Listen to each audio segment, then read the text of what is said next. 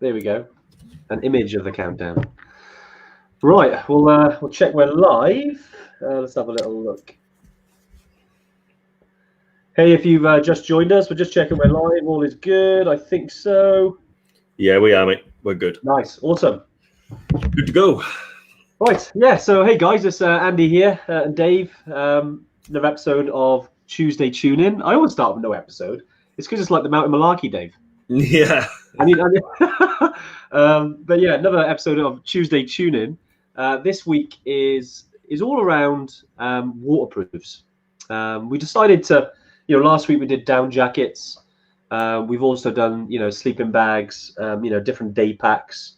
We've done a whole host of things, and we were like, we haven't really touched on waterproofs, and yeah, kind of feels a bit left out. I think the waterproofs. I was thinking, obviously I know it's summer now, but yeah, but mate, it's summer in Wales.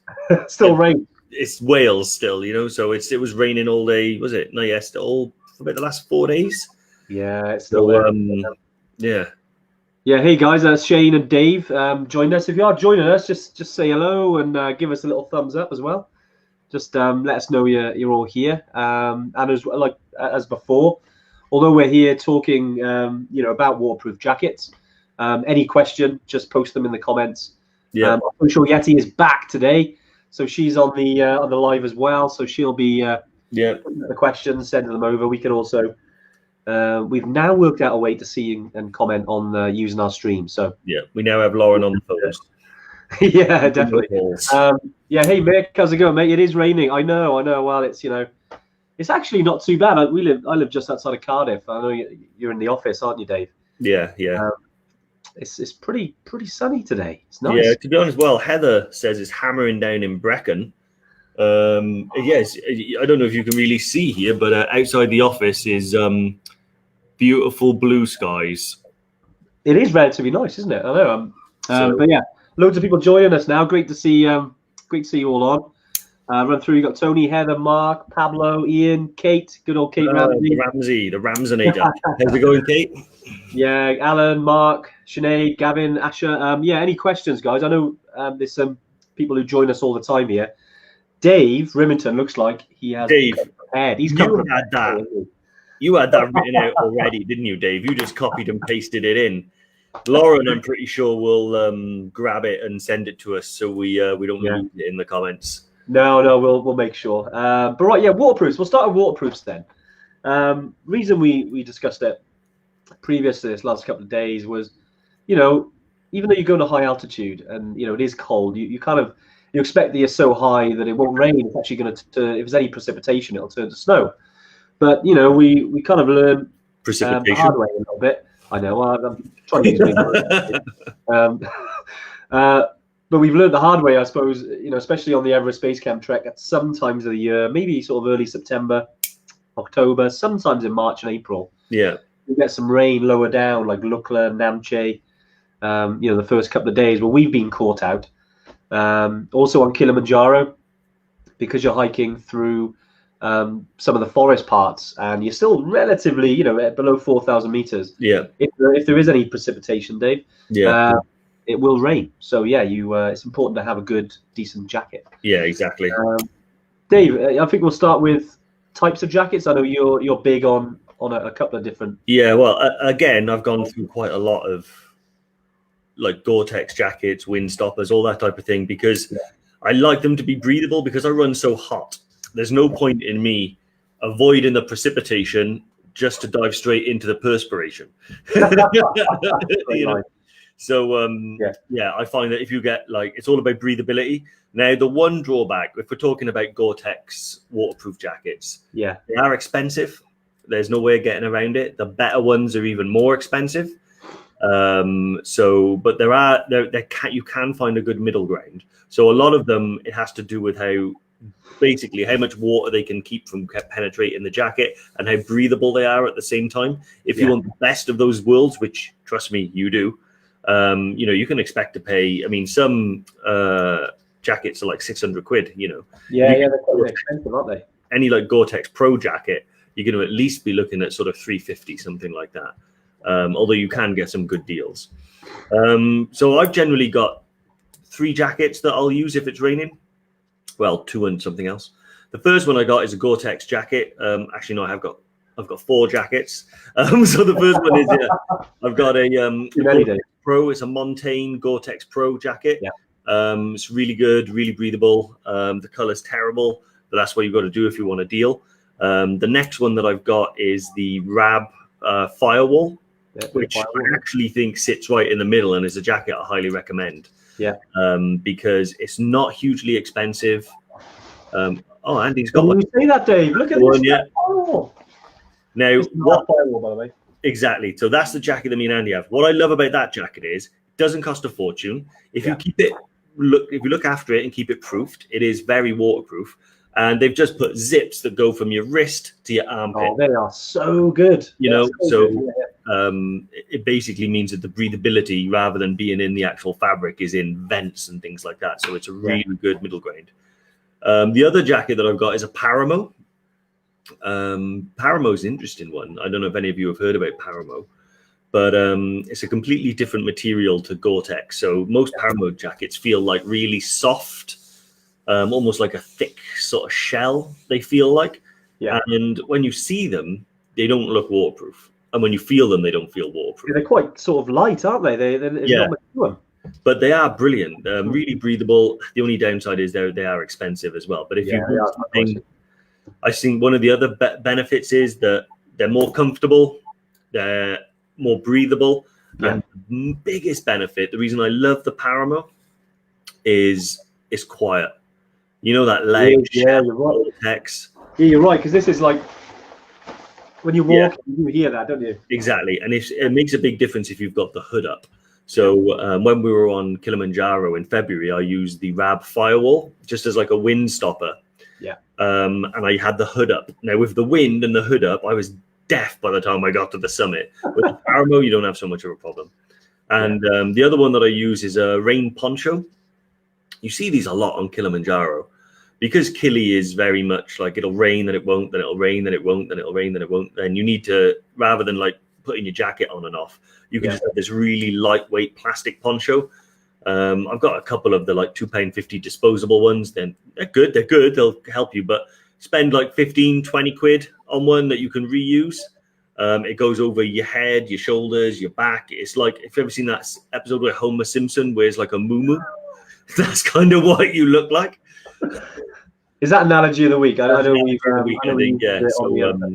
that's where we are. But also Paramo, really big on Paramo. It's the only difference is when you recommend them to people, you need to, you're going to be spending 300, 400 pounds on a jacket, 100, 150 pounds on a pair of trousers.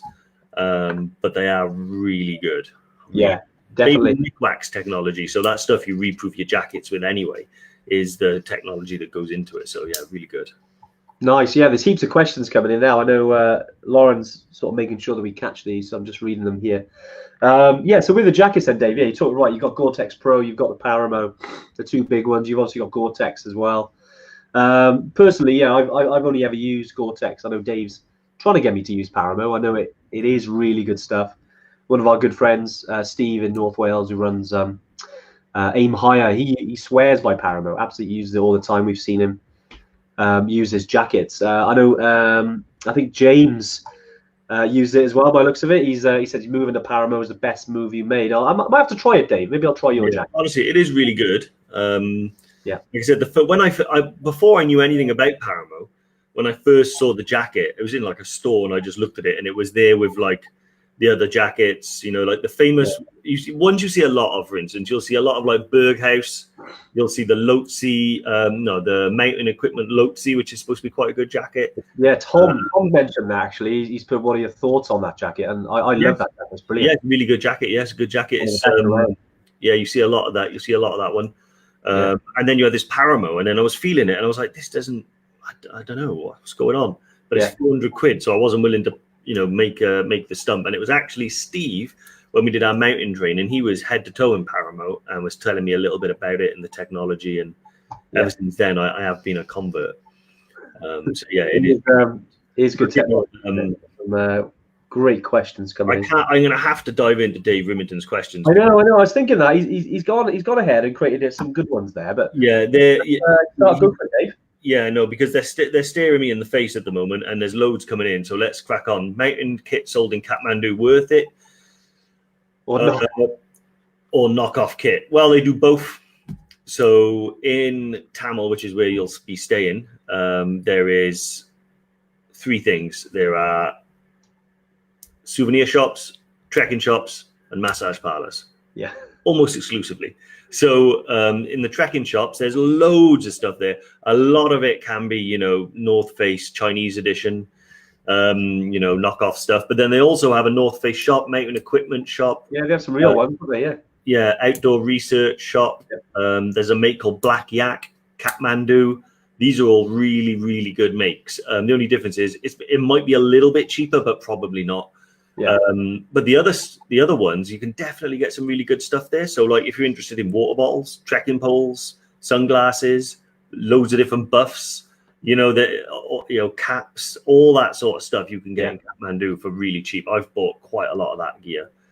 Well, you can, can't you? It's pretty much everything. I mean, if you turned up without anything, you could get it if you needed to. So yeah, there's everything there, Dave. You know, if there's anything you forget. Obviously you've got the simple stuff, but yeah, it's, you know, there's varying levels of quality out there. You know, but if you obviously want to use our stuff, the jackets and the sleeping bags, yeah, you can. Yeah, exactly. So okay, we're going off a little bit, but we'll carry on. Illness, injury, what support, communications do we get people off the mountain?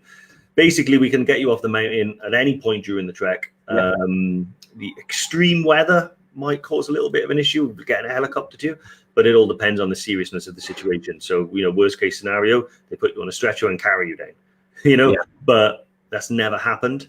Almost always we're able to get you down. So all the guides have local phones that work throughout the entire region of the mountain. That's a stipulation.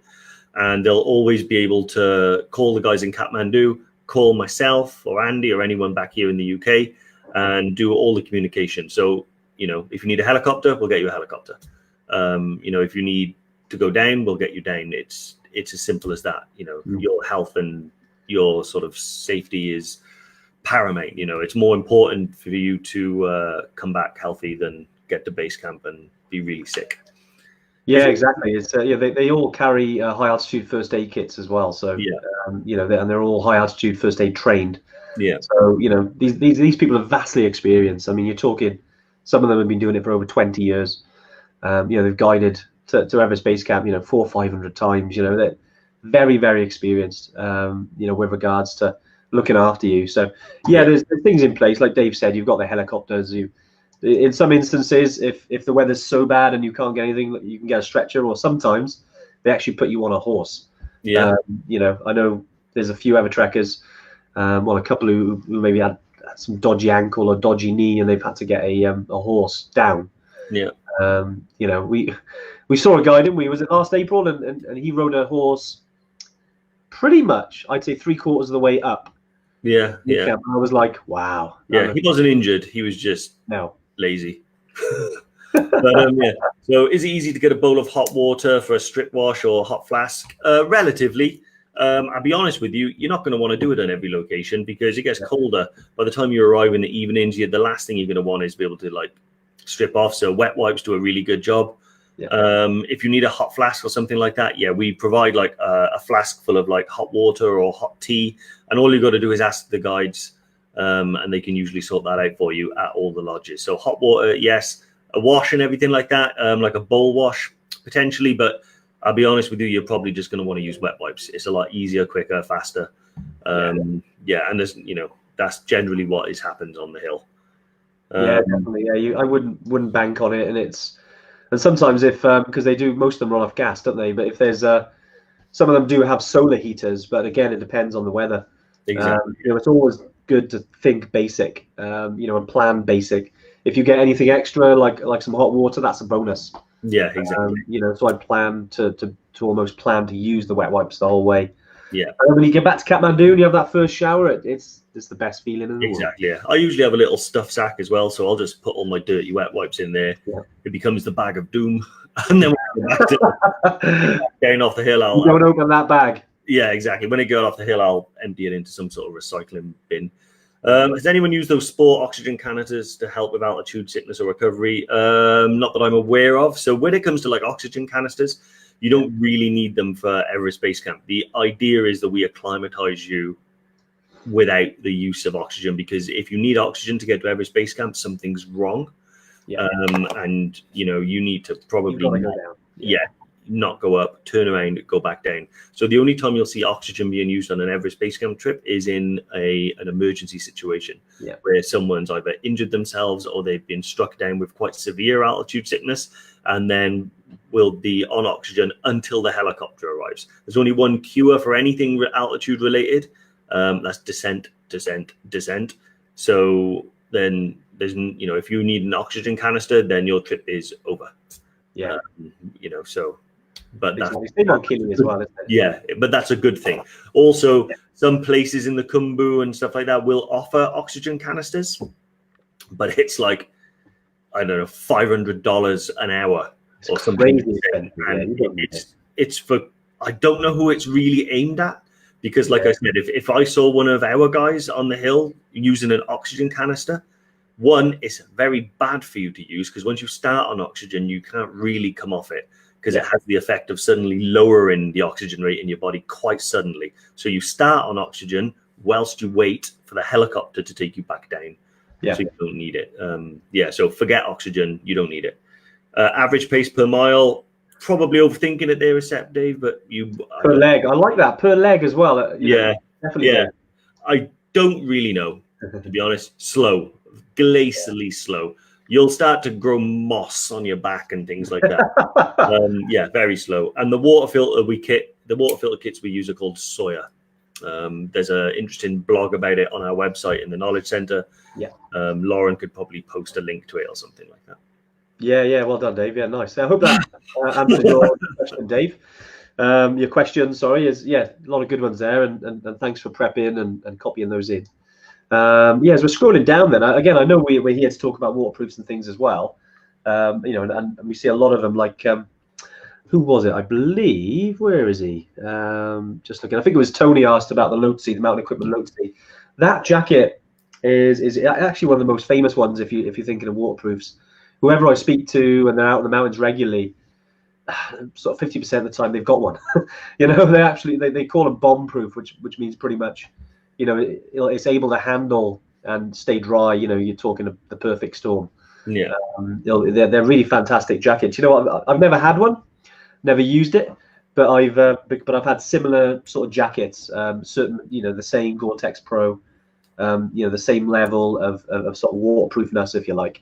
But with waterproof, if you're going to take one on all of these trips, because I don't like to hike in my down jacket. I prefer to hike in my waterproof jacket, just because it's easier from a perspiration perspective. And Dave, you mentioned earlier about the firewall. It's got the vents on the side. I think if you can get jackets that have got vents, I mean, the Rab firewall is one of them. Most of them have it now, and it just gives you an extra option if you want a bit of air. Just let a bit of air under. It really helps. We've got another jacket here, which is, again, this is probably similar to the Lhotse. This is the Berghaus Extreme 8000. So again, this is labeled as bomb proof. You can see it's quite noisy, it's quite thick, but no wind is getting through that. And waterproof wise is amazing. But again, they're not cheapest. You're talking 450 quid for that jacket. It's and that's the thing with waterproof, isn't it, Dave? Loads of jackets out there will say they're waterproof. And you might get lucky, but I think if you're spending under a couple of £100, you're probably not going to have. Going to be that great. I mean, you as long as you wash them with was it Nicky Wax you use? Nick Wax. The Nick Wax stuff. So you've got like it's called like the Nick Wax. I don't know if it's called the Nick Wax Instant. But there's one you'll wash the jacket in, and there's another wash, isn't it? And then there's another one you can just kind of like put on the jacket. So generally, what you should do if you're following sort of best practice is if you go out in the rain and you're out all day and dry in rain, you should go back and reproof your jacket afterwards. Nobody ever does, but you should do. I've started doing it more often because the more different treks that we're doing, the more I'm getting caught out with rain. Maybe that's a climate change sort of issue. But it does bring me on to something else, which I think someone has mentioned here, John Newman. Yeah, I always do pack a pair of waterproof trousers, except for when I went to Kili in February. So I forgot to pack them. I had to borrow a pair off the guide. Now, the guides over there are some of the most fit individuals in the planet. Byproduct of that is that they're quite thin and svelte, and I'm not. So they were cozy, weren't they, Dave? What's that? They were cozy. Very cozy, yeah, very cozy. I mean, my stride was about half its normal length, so I didn't split them. But yeah, bring a pair of waterproof trousers. I always say, with things like that, just if you're umming and ahhing, bring them for the peace of mind. They weigh nothing. They pack down really small. They don't take any space. It's super easy. You know, so my trousers don't take any space generally. Like on my duffel bag, I'll just like lay them out flat on my duffel bag, you know, so they're just there.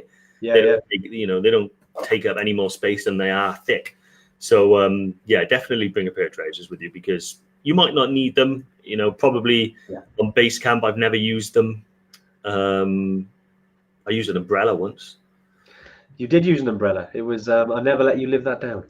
No, but mate, I'm telling you, right? This was like me and Andy were coming back on the last day, Namche to Lukla, and it was like we caught the monsoon, and it never known any like consistent rain like it. It was crazy. And just so I'm putting it out there, I had 2 waterproof jackets, and I gave them both away to people because they didn't have any, and I was like, oh, well, use mine. I'm an experienced hiker. Use mine.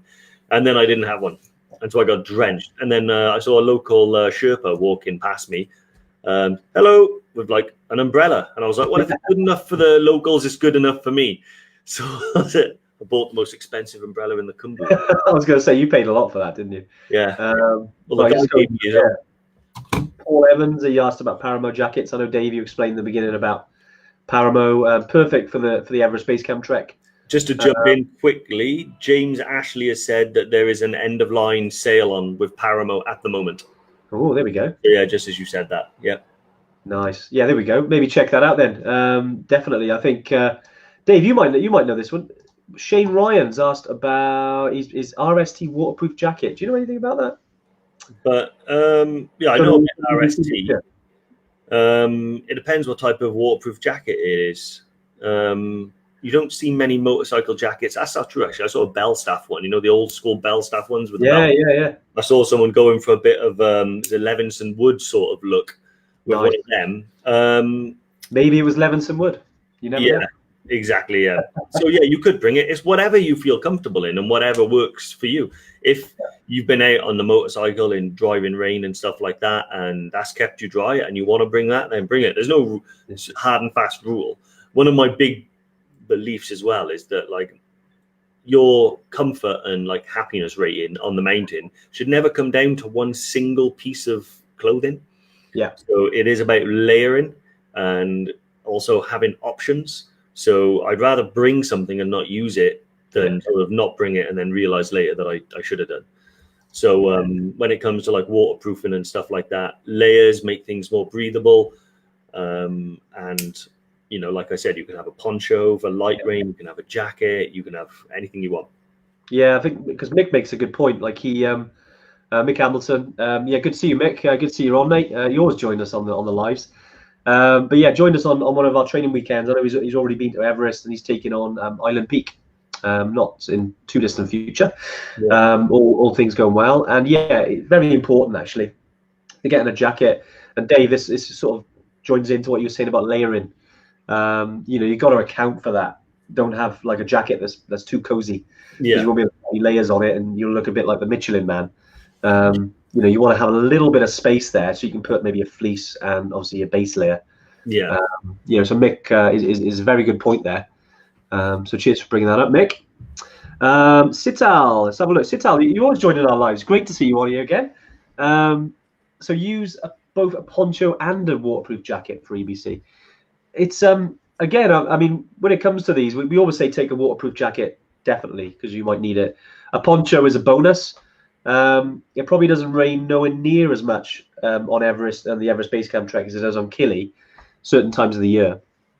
So with a poncho, again, super light. There's no harm in you taking it. You may need it, you might not. You might get lucky. So it's worth bringing if you need it. Exactly, yeah. So when I say about taking things, obviously Ramona's made a good point about the weight. So you've got to keep everything under 15 kilos. Yeah, that's everything in your day pack and your duffel bag. But I never find that a problem. And I think once you've done base camp once, you at least realize why you might have took too much, because you don't need like 5 pairs of trousers and 6 base layers and stuff like that. I've known people where like bring one of everything. So one base layer for 11 days, insane. But but when it comes to little like sort of life hack things that don't weigh anything, like waterproof trousers, they don't take up hardly any space, they don't weigh anything. A poncho doesn't take up any space, doesn't weigh anything. So you may as well bring those 2 items and stuff like that. And then I would start to think about things that then perhaps you don't need, So a lot of people then, how many, I like this fleece, but this one's heavier. So just bring one, you'll make do. And, I've never had a problem staying warm with one fleece, one down jacket, and then say probably 3 to 4 base layers. But again, they're quite light and don't weigh anything. So, and I'll probably have 2 regular ones and then a thermal one. And then 2 pairs of trousers, and that's it. That's what I'm going to wear every day. A lighter pair of trousers and a warmer pair of trousers, and then it's just stuff like beanie, hat, gloves. So it's quite easy to stay under the 15 kilo limit once you've got that peace of mind and you know what you're about. So if you want that peace of mind before you go for the first time, drop me a message. And Mark jumped in as well, just about weather, and obviously we're talking about waterproof weather. October, great time to go. I know we've trekked probably 3 times, I think, in October to base camp ourselves, and I know it's fine normally, sort of from Namche up. You won't really get rain up there, but you might get caught down by Lukla. You might not. You might get lucky. You kind of never know, because normally in Nepal, the monsoon runs from June to sort of the end of August, but they're never on a strict. There's always a little bit of leeway there. Like sometimes it comes early, sometimes it comes late. I mean, we've known sometimes the monsoon does stretch into October. It's you can't control that. So if sometimes it's worth keeping an eye on the weather before you go. But if you're taking your waterproof anyway, it's not going to do any harm, Mark. I'd definitely take it. I mean, but I use my waterproof even if I'm hiking at say 5,000 meters, just because it keeps the wind off me. The sweat, because of the Goretex, it kind of wicks it away from you. So that's just, again, personal preference. I'd say whatever you normally do, whatever you normally hike with in the UK, use that on a base camp trek. Exactly. You won't go far wrong. The only difference with really trekking in the UK and trekking in Himalaya is that I suppose there's not really any difference. The only difference is we don't normally trek for 11 days straight in the UK. That's true. If you did go out trekking for 11 days straight anywhere in the UK, you're almost certainly going to get wind, rain, sun. It's the same when you go to the Himalaya. It changes a little bit with the altitude. So obviously when you're up by Dingboche, you're going to get snow instead of rain. But it does, you're going to walk through all 4 seasons basically. And that's true for every destination and in the world. I mean, having said that, I guarantee every single person that watches this will go to base camp now in October and it'll be boiling hot the entire way. But, the Himalaya, it's very changeable. Yeah, definitely. I've just got a few questions. I think Jerome, who's been following us for a while now, and Jerome, great to see you all, mate. Pole, exactly. I think you mentioned somewhere about where is it? I'm just going to see if I can bring your comment up, Jerome. Let's see if I can find it. I think I have. Yeah, so you mentioned about doing because if you follow the community for a while now, back in March, when all the restrictions sort of were happening in Nepal and the UK, we did a little fundraiser for our Nepalese staff, which is fantastic. We've sent quite a lot of money over there now. I think it was just over $4,200, which has helped the staff. We're looking to get some more. I know the fundraiser is still open, so we're leaving her open for Nepal. With Kili, and it's a very good question, because we do have a team out in Kili. You think they'd be affected? It's a little bit different. Obviously we want to try and help as many people as we can.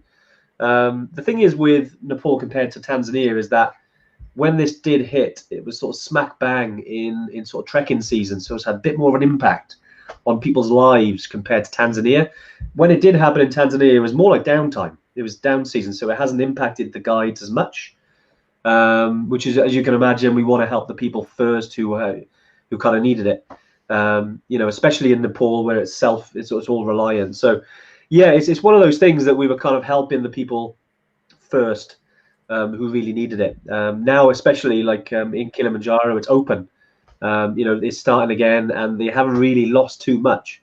As much as we want to help every single person, it's sometimes we want to kind of focus on the people there. So we're going to keep the one over from Nepal. No plans to do one for Tanzania as of yet. Because like I said, they haven't been impacted as bad as the other people. So from our staff who we've been chatting to, they're doing just fine. So as much as we want to try and help everyone, we've got to kind of focus on those at the moment. I appreciate, Jerome, that you're thinking about everyone, and that's why it's great to the community who are thinking about all the staff, because they're the people who take us to these wonderful places, and we want to look after them. Yeah, exactly. They're great people. I mean, so the thing is, when like just a second, really, what Andy was saying about the seasons and how they got affected. We know it's been difficult for everybody. So I'm sure that it has been like better than it could have otherwise been for the guys in Tanzania, and that is true. But we haven't really, as far as EverTrek's perspective, we didn't stop any trips from going to Tanzania. So our normal schedule of cycling through seasons was kind of unaffected. Where the Nepalese, the reason why we specifically did it for those guys was their season was planned to go ahead, and in the beginning of March was still going ahead, and beginning of March is right at the beginning of the peak season, March, April, May, where they get the most people. So there's a lot of things that happen over there, like a lot of staff are taken on, a lot of staff move from the villages to Kathmandu. And then what happened was that the trekking season was just bang, gone, overnight, taken from them. And then their lockdown happened. So people were stuck in Kathmandu who would normally have otherwise been in their local villages and with no money to pay rent or stuff like that. So we wanted to try and avoid any situation where anyone has to move out of their house and potentially, lose money, jobs, homes. Yeah. So, but I really love the idea that, it's been really humbling to see everybody, because we started this just thinking whatever we got would be great. But everybody diving in and helping has been amazing. So, but rest assured, Jerome, that, if the need is there, then we will do it. Yeah, exactly. I know we were talking about guides and things like that. Mark, cheers, Mark, for mentioning this. I know there's been some sort of stuff in the group, in the High Altitude EverTrekkers group, around that the visa restrictions are being lifted in Nepal, and that's 100% seems to be fantastic at the moment. We're always keeping an eye on the travel industry, as you can imagine, especially the aviation industry, because that's the important one, really. Nepal are going to be open for the autumn. No dramas with that.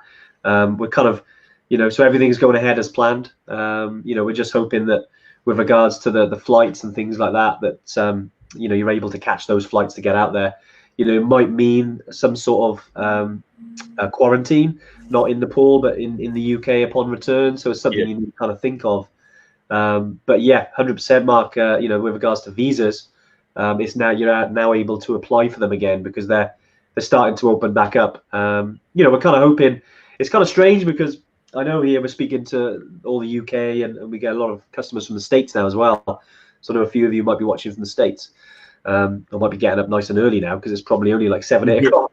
But with regards to the UK, I know the lockdown restrictions are going in England. It's really good. I mean, I know you guys can go pretty much anywhere you want. In Wales, it's only 5 miles, so we can't really go too far. It's still quite strange, really, because we're chatting to family who live in England, and they're driving all about, and they're going, like someone said, come down to Falmouth. Because I was like, I'd love to, but we're not allowed.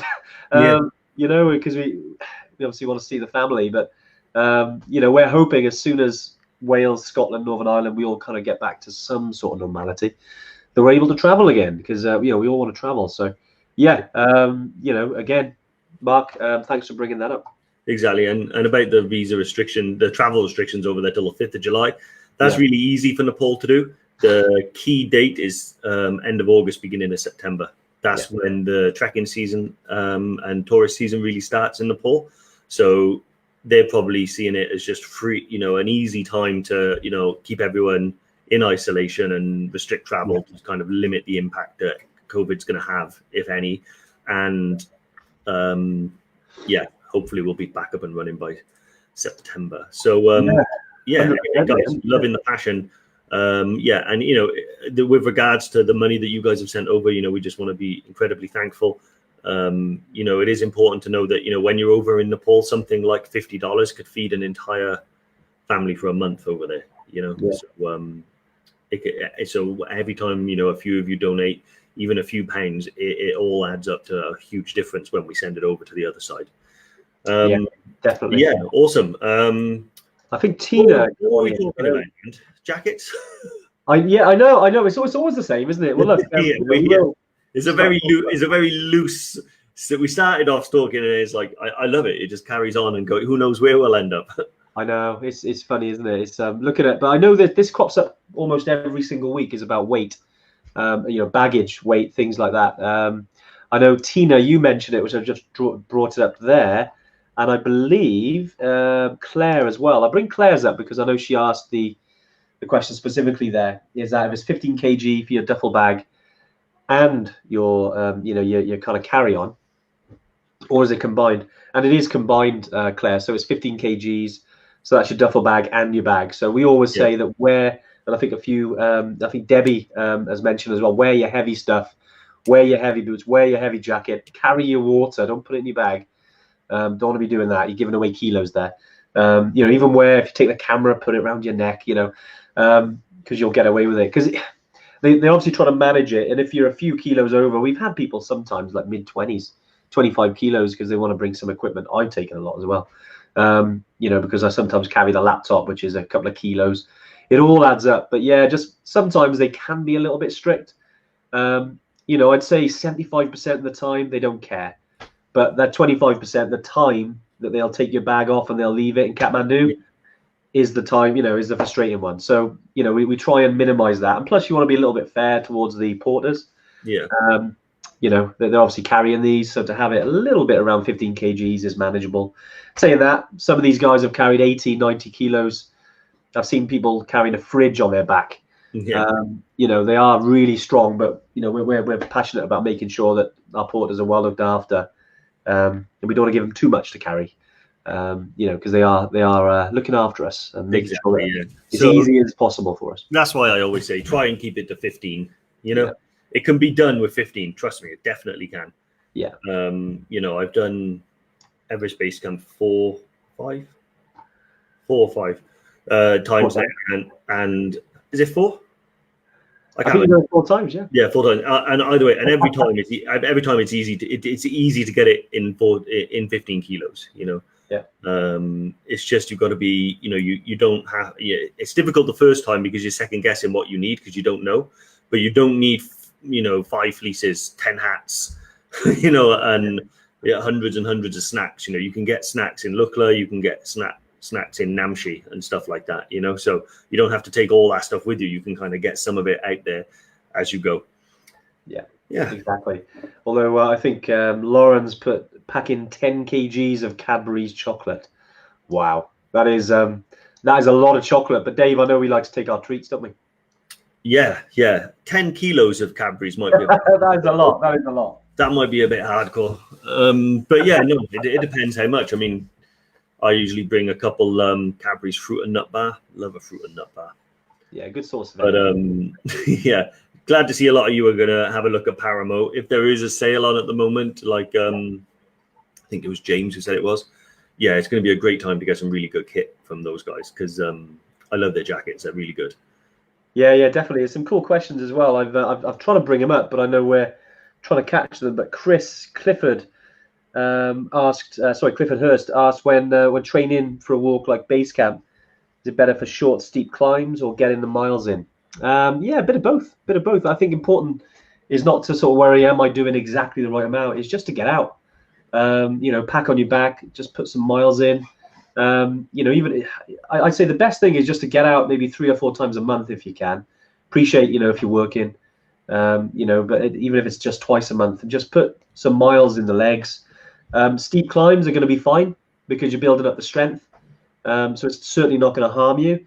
Maybe, you know, if you put a couple of climbs in, you know, say like a 7 or 8 hour trek. Yeah. try and do that in one day, and then the next day try and go again. Because the best thing, and the thing that the thing that surprises most people is the multi-day aspect of a long trek. Because it's rare that you'll do that in the UK unless you've got a bit of spare time and you'll do it. So maybe do a Saturday and a Sunday consecutive, just so you're used to it, used to the feeling. Yeah.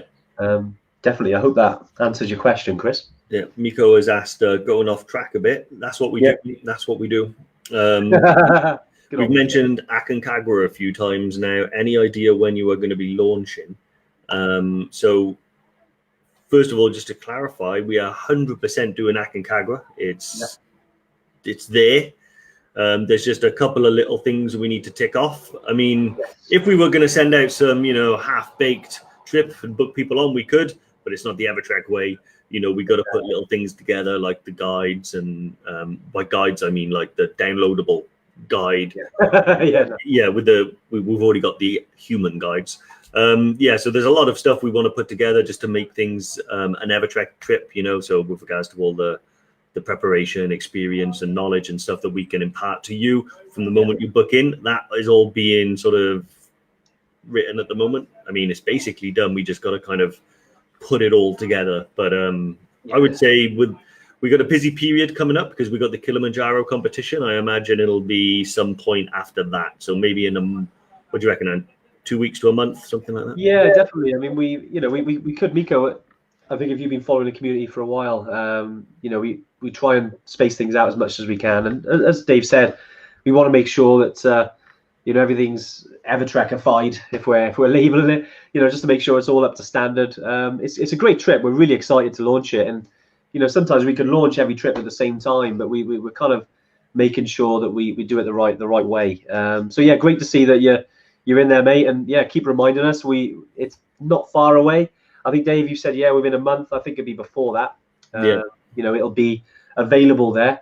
I was being kind to us, What's that? I said I was being kind to us, making it easy. I know, giving us a bit more. Tell them a month, and if they get it in 2 weeks, they're well happy.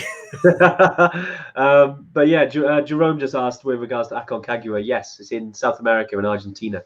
It's the highest mountain outside of the Himalayas. So almost you're pretty much touching just under 7,000 meters. So it's a toughie.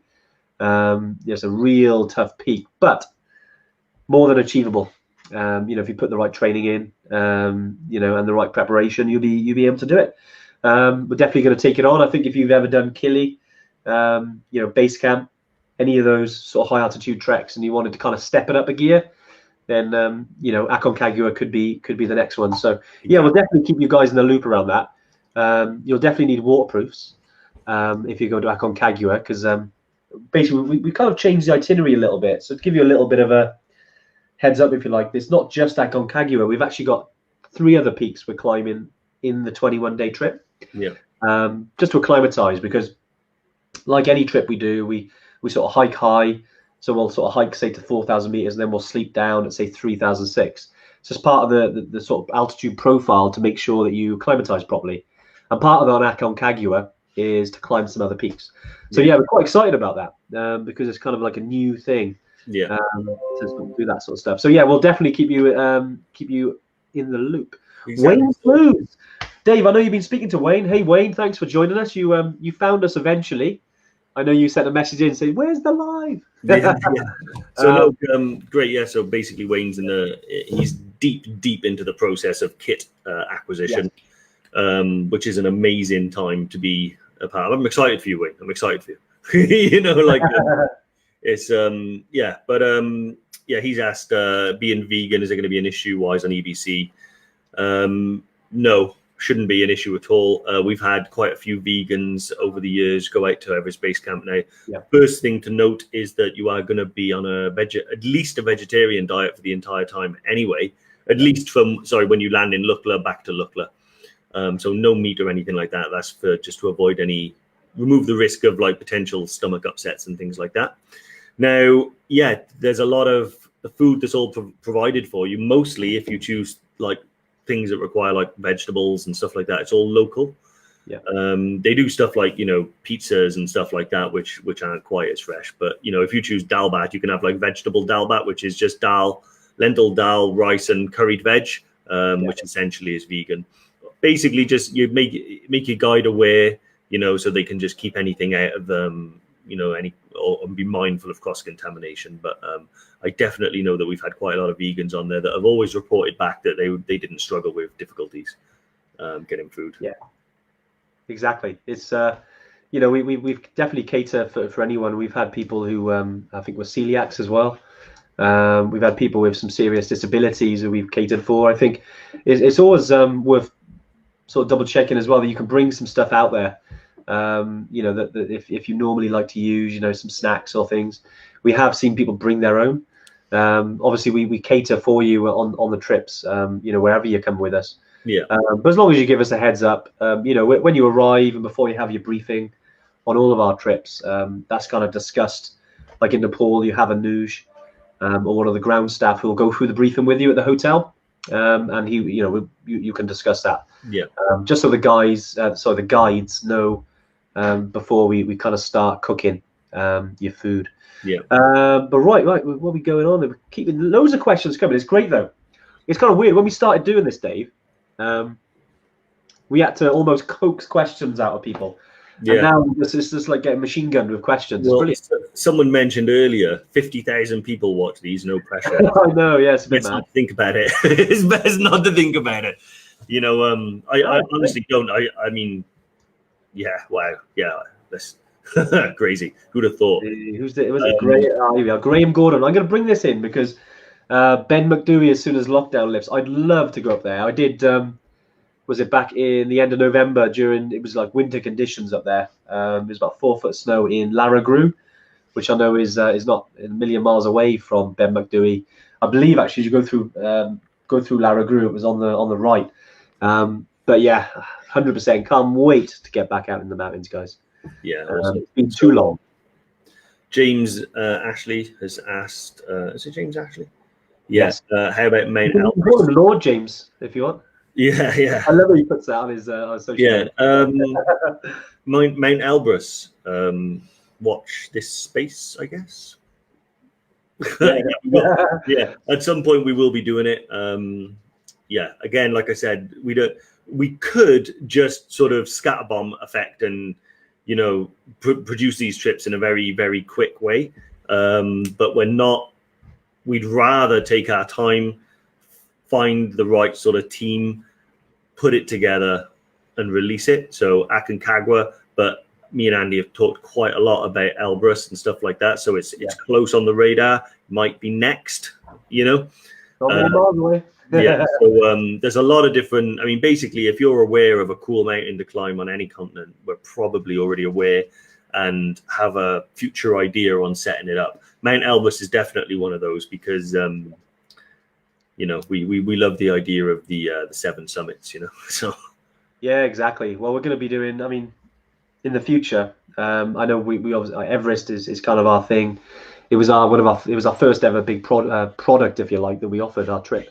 You know, going back a few years, and yeah, Everest won't be long. We'll be doing Everest summits. That's the long and short of it. We're going to be running expeditions there. We've got a great team in Nepal who've already run expeditions to summits, successful summits. So yeah, you know, if there's a big mountain out there, we want to, you know, take people up there. You know, as ever, there's lots of other places to go. But you know, Everest is on the agenda, as well as all the other 7 summits, including Mount Elbrus. It's not that far away. Andy, can you do me a huge favor, mate? Yes. Can you put Ramona out of her misery and tell her how old your house is? Ramona, I know it's actually quite an old cottage. It's 1870. So it's an old Welsh cottage. Yeah, it's quite. I tell you, you're pointing to the door where I got the packet hanging up. Yeah, it's quite an old little house we got here. But yeah, Ramona, maybe one day you can pop over as a pub actually 2 doors down. So not open yet, but more than welcome to come. It's it's a cracking little place. Paul, where's Paul? Let's have a little look. Paul Meacher, because Paul, you've joined us on a few lives, haven't you? You've been you know, thanks for joining us. I think I spoke. And you've asked about hotel in Kathmandu. Well, we've used over the years. We've used a few different ones. The main ones we used are Hotel Manang and Hotel Mashangdi. There are 2 core hotels for all of our customers. Due to the spring, there were a few things that we're potentially looking at changing.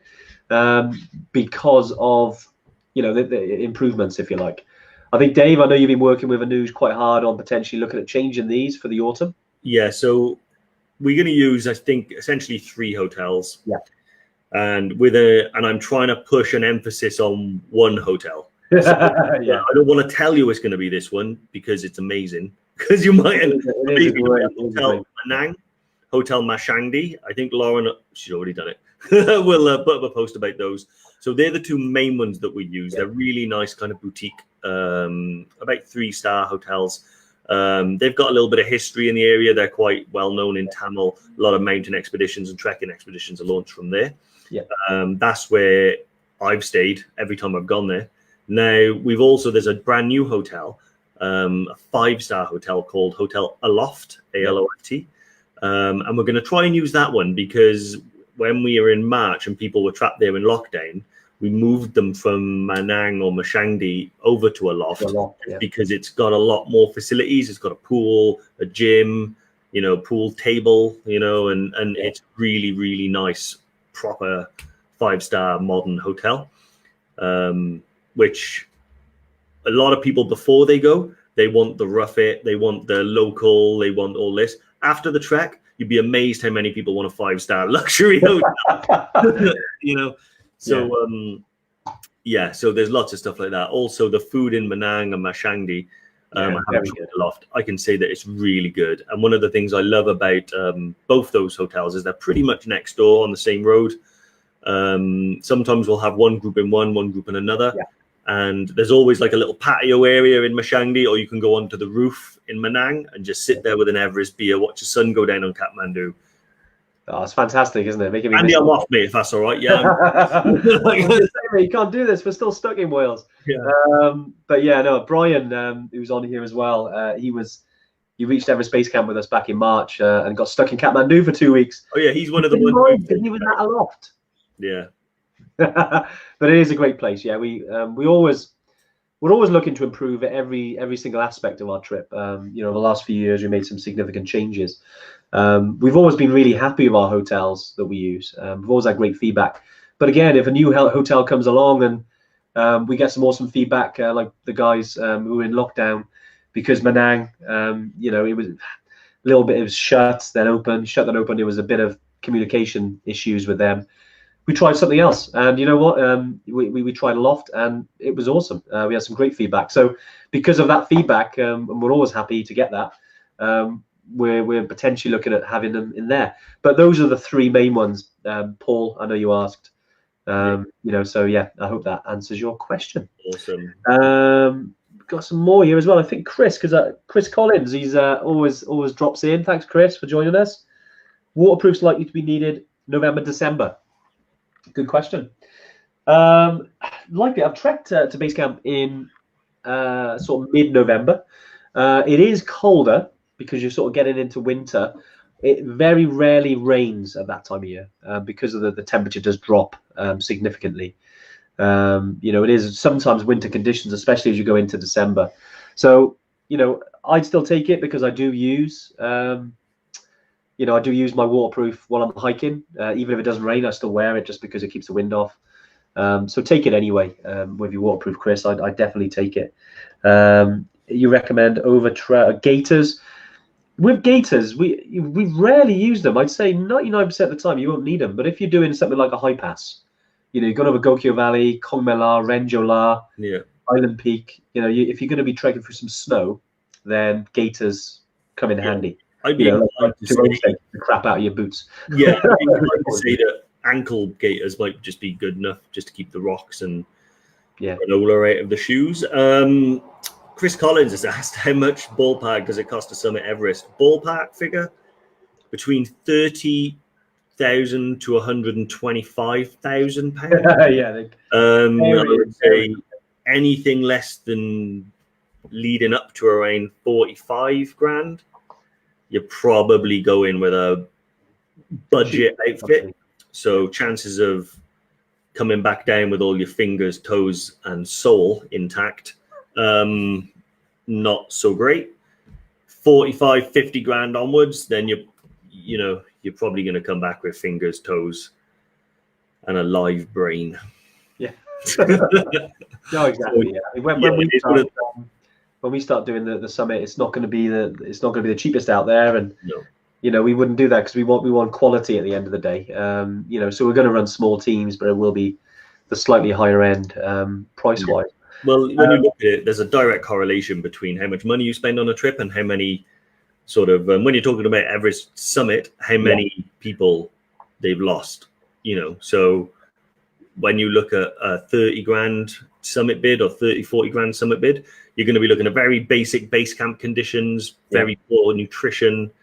You're not going to have a huge team, lower oxygen supplies, which means less oxygen sent to your body per liter per minute. When you go with a more expensive outfit, all that money does get spent. No one is pocketing the money. It goes on extra base camp facilities. Some of them have warm under beds.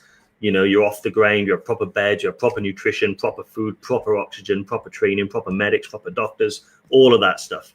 So if you are thinking about anything like that, spend the money, mortgage the house or something and spend the money.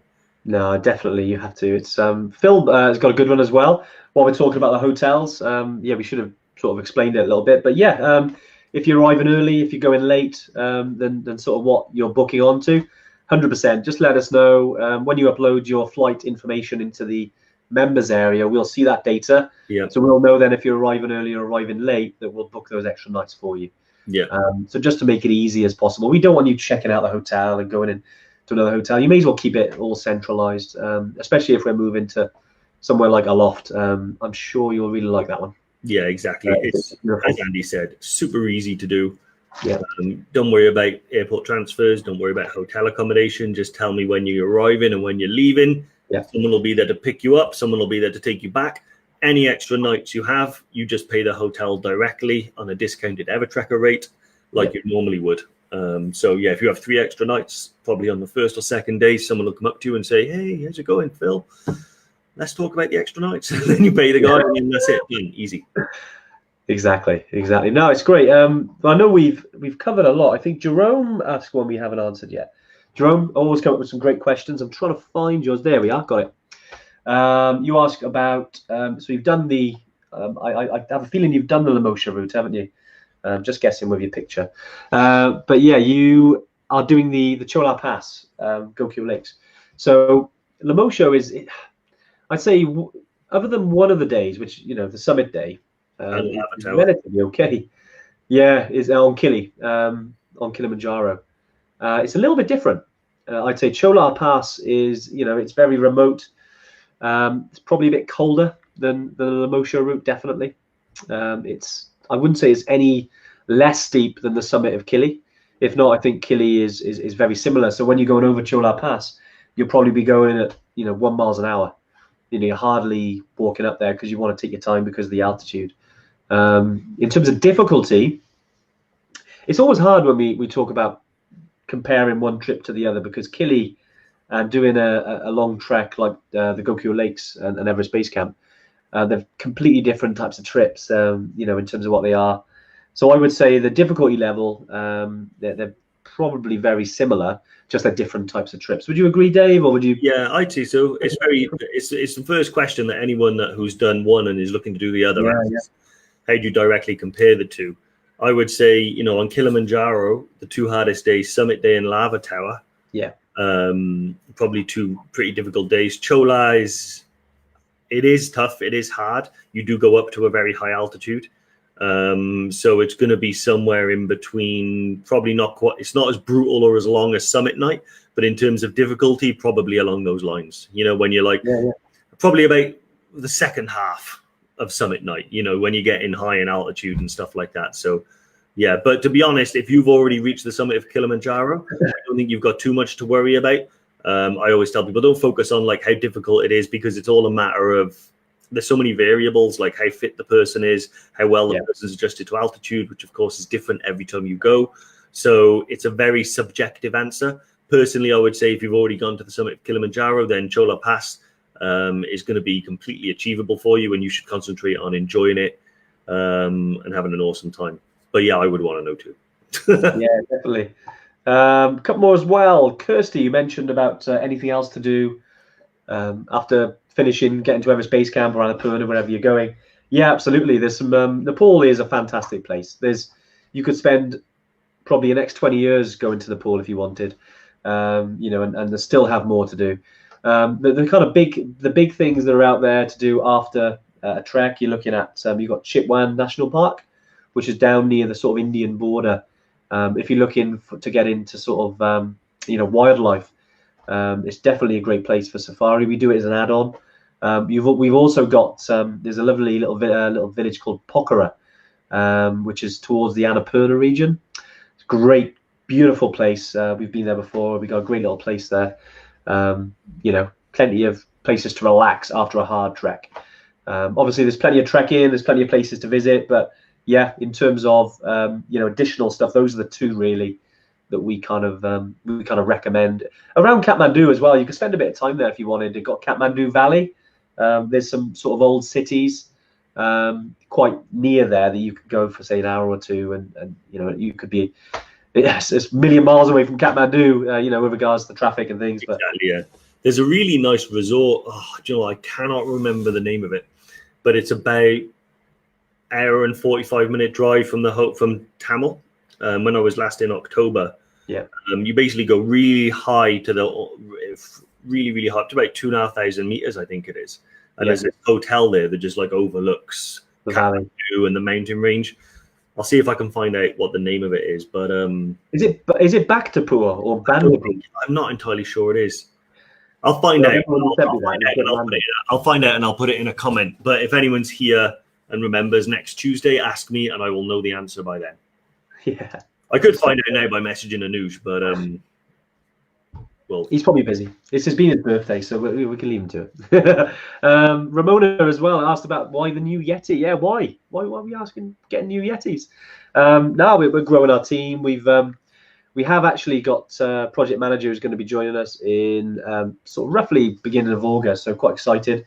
And then we've got another Yeti who'll be joining us. We're open to the end of the month. We've had a few hundred now, I think, applications. So we've had a lot of people who have applied for that position, and it's great to see so many people interested in working, joining the team. We can't wait to get back to the office. I know some of us still working remotely at the moment. Dave is in the office, so we're slightly jealous, but won't be long. We'll be back. Certainly, obviously we've got a 7-year-old, so. When things get back to normal with regards to school, it'd be great to get back in the office. But until then, literally only a day or two in the office, unfortunately. But yeah, looking forward to welcoming in 2 new Yetis. So so by August, we'll have 2 more people on the team. Yeah, so quite excited about that. Especially with you, Dave, helping out with the new trips. It's going to be very interesting. Yeah, it's going to be marvelous. Yeah, I'm lucky, that it's going to come in at the right time, I think, because I've noticed that the job of preparing all the trips and everything like that every year is getting bigger and bigger and bigger and bigger. So having a new Yeti to come on board and help out with things like that would be wicked. The question is what their Yeti name is going to be. Well, that's the big thing, isn't it? That's the important thing. It's all about the name, really. You didn't have to think too hard about yours, luckily. Well, but it was... they wash off. We've been on for over an hour now, but wow, it's mad, isn't it? You think an hour, we spent only 5 minutes on waterproofs. Yeah, but, that's always the same, Dave, isn't it? Yeah, exactly. Waterproofs, you do need them. They can be as cheap or as expensive as you like. The level of waterproofedness goes up with the money you spend. Check out Paramo, and Goretex, and if you need any advice, just drop us a message because I'll be more than happy to have a chat with you about it. Yeah, exactly. Like Dave said, any jacket that you're looking at, if you need, if you're looking at a particular jacket and you think, if you want to ask us, there's a couple of things. You can email us info@evertrek.co.uk, or post in the group as well, the high altitude EverTrekkers. There's a lot of experience there. You've got almost 3,000 people now. Lots of them who've already been on trips with us. Some people who are going, some people who are just into the trekking, probably like us, just passionate about the outdoors and love equipment. So post in there if you want a recommendation, or ask us. and we'll say, yeah, looks good. But you won't go far too wrong. Spending a couple of £100 on a jacket, look at the waterproofness of it. Yeah, whether it's Goretex, Paramo, like Dave said. Yeah. Make sure it fits right. Once you get back to the shops, you can go in and potentially try some on. Exactly. But yeah, you do need them on the trips. The important piece of equipment. We always say to plan for 4 seasons. So part of that is having a decent waterproof. So you in case if it does rain, you're still relatively dry. Yeah, exactly. Other than that, though, yeah, a couple of things. So obviously, if you're following us, I'm wearing a bit of Kilimanjaro on today. If you are keen to jump in on the competition, we're running a competition at the moment. Definitely get yourself in. We've had so many people who have entered so far. It's absolutely unbelievable. Almost double what we had the previous competitions we've done. Yeah. I could see why Kilimanjaro is an amazing place. And if you want a chance for yourself and a friend, get yourself in. I'll get the Social Yeti Lauren to put the competition link. So if you're not in, I know a lot of you already are because you're regulars of ours. But definitely get yourself in. We'll be drawing that on the 30th of June. So looking forward to doing that. And yeah, we'll be back sort of next week with something a little bit different. But thanks, Dave. Yeah, no worries, mate. Always a pleasure. Always a pleasure. I wonder what we'll talk about next week. I know, exactly. In the interim, we are the Mountain Malarkey podcast. I know we released an episode last week. We'll be putting these on the podcast on the podcast as episodes. Yeah, it'll be like a separate series if you like. But they'll be there if you want to just listen to us rather than just ramble. Exactly. On the screen. YouTube as well. Yes. We're going to roll with Trek Flicks. Very good. We have to be careful saying that, but yeah, you're right. But cheers, Dave, and great to see you all. And we'll be back next week. All the best, guys. Bye. Bye.